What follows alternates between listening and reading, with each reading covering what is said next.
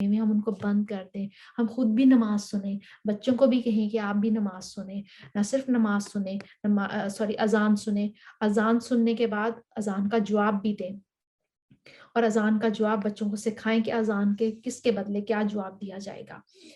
اور اذان کا جواب دینے کے بعد ہم دعا مانگیں، اور دعا مانگنے کے بعد کیونکہ وہ بہت قبولیت کا وقت ہے، اپنے بچوں کو بھی بتائیں کہ یہ اذان اور اقامت کے درمیان کا ٹائم بہت قبولیت کا وقت ہے، اور دعا مانگنے کے بعد ہم وضو کریں اور نماز کے لیے کھڑے ہو جائیں۔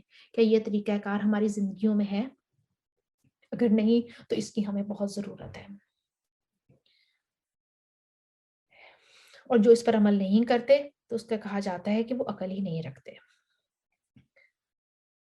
ان سے کہو کہ اے اہل کتاب، تم جس بات پر ہم سے بگڑے ہو وہ اس کے سوا اور کیا ہے کہ ہم اللہ پر اور دین کی اس تعلیم پر ایمان لے آئے ہیں جو ہماری طرف نازل ہوئی ہے اور ہم سے پہلے بھی نازل ہوئی تھی، اور تم میں سے اکثر لوگ فاسق ہیں۔ پھر کہو، کیا میں ان لوگوں کی نشاندہی کروں جس کا انجام خدا کے ہاں فاسقوں کے انجام سے بھی بدتر ہے؟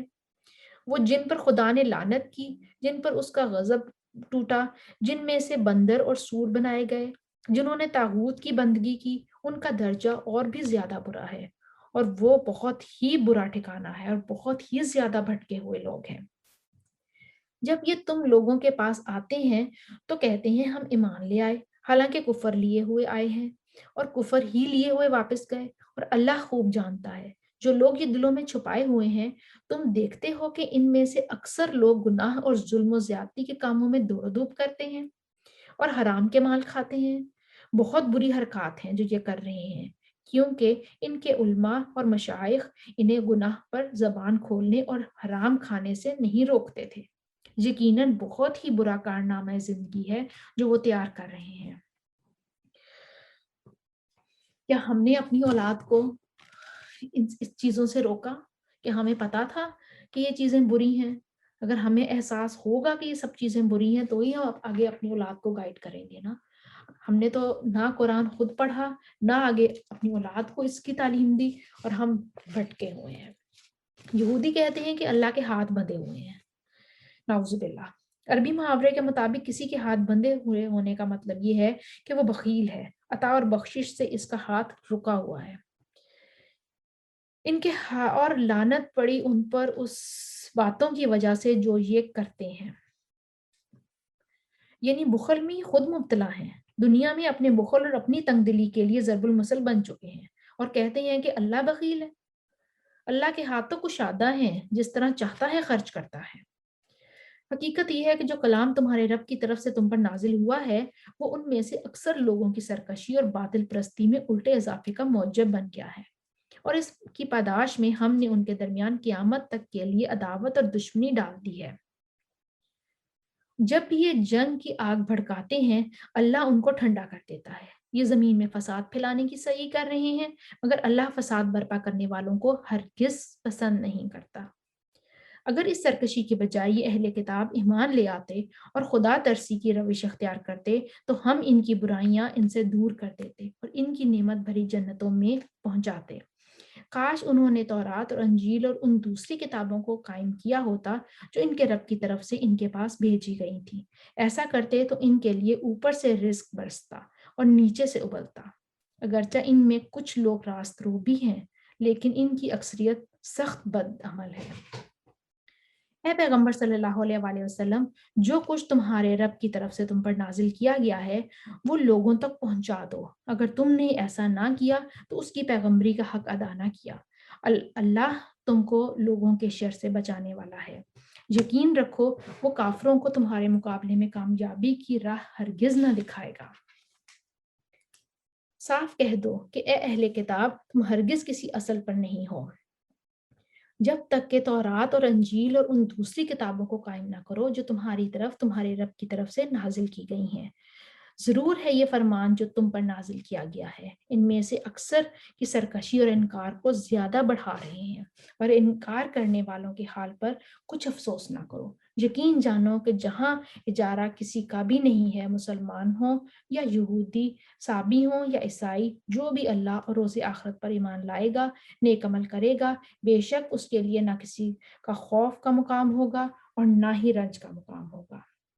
ایسے لوگوں کے لیے کوئی خوف نہیں ہوگا، نہ دنیا میں خوف ہوگا نہ آخرت میں خوف ہوگا۔ جو اللہ پر یقین رکھتے ہیں، روز آخرت پر یقین رکھتے ہیں، روز آخرت پر یقین رکھنے کا مطلب یہ ہے کہ جس کو روز آخرت پر یقین ہوگا وہ کوئی یہاں پہ غلط کام کر ہی نہیں سکے گا۔ جس کو اللہ پر یقین ہوگا وہ اللہ کی کتاب کو ہاتھ سے چھوڑے گا ہی نہیں۔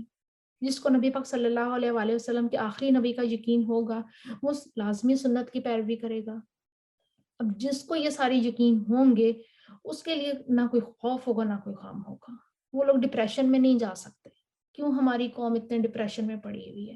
کیوں ہماری قوم کی یوتھ ڈپریشن میں مبتلا ہے؟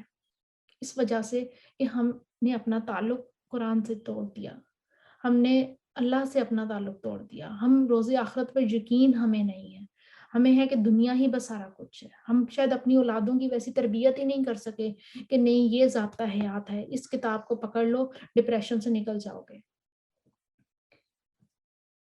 اللہ نے کلیئر کٹ کہہ دیا، اللہ نے صاف بتا دیا کہ ان لوگوں کے لیے کوئی خوف نہیں ہے، کوئی غم نہیں ہے، دنیا میں بھی کوئی خوف نہیں ہے، آخرت میں بھی کوئی غم نہیں ہے۔ وہ لوگ جو اللہ تعالیٰ کو مانے، روز آخرت کو مانے، نبی پاک صلی اللہ علیہ وآلہ وسلم کے آخری نبی ہونے کا یقین کریں۔ اگین یہاں پر ہمیں اپنے دلوں کا جائزہ لینا ہے کہ کیا ہم واقعی ہی ایمان لے کر آئے ہوئے ہیں؟ کیا ہم واقعی ان سب باتوں کا یقین ہے؟ کیا ہم اپنی اولادوں کی ایسی ہی تربیت کر رہے ہیں؟ کیا ہماری اولادیں جو ہیں وہ کہیں ڈپریشن کا شکار تو نہیں ہو رہی؟ کیا ہم نے ان کو دنیا کے حوالے تو نہیں کر دیا ہوا کہ وہ دنیا سے ہی سیکھیں، دنیا کے طریقوں پر ہی چلیں؟ ہم نے بنی اسرائیل سے پختہ عہد لیا، ان کی طرف بہت سے رسول بھیجے، مگر جب کبھی ان کے پاس کوئی رسول ان کی خواہشات نفس کے خلاف کچھ لے کر آیا تو کسی کو انہوں نے جھٹلایا یا کسی کو قتل کر دیا، اور اپنے نزدیک یہ سمجھے کہ کوئی فتنہ رونما نہ ہوگا، اس لیے اندھے اور بہرے بن گئے۔ پھر اللہ نے انہیں معاف کیا تو ان میں سے اکثر لوگ اور زیادہ اندھے اور بہرے بنتے چلے گئے۔ اللہ ان کی یہ سب حرکات دیکھتا رہا ہے۔